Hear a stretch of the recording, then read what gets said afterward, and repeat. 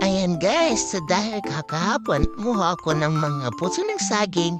So, kagabi yan ay nung lunchtime pala, ginawa agad namin kinilaw na puso ng saging.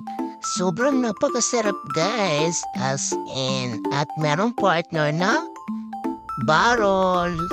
Kung taga-Leyte ka, alam mo kung anong barol, diba? Kasi ang ginawa ni nanay ay pinakuluan niya yung gata.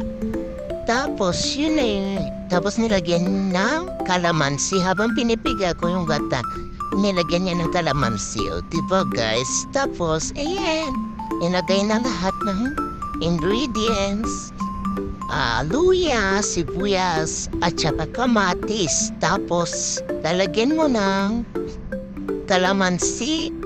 10 kalamansi yung kinuha ko lahat. Tapos, merong suka.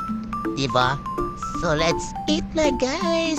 As in, gutom na gutom ang person. Kasi, diba, nagpunta ako sa farm. Ayan, kain na, guys! Let's go!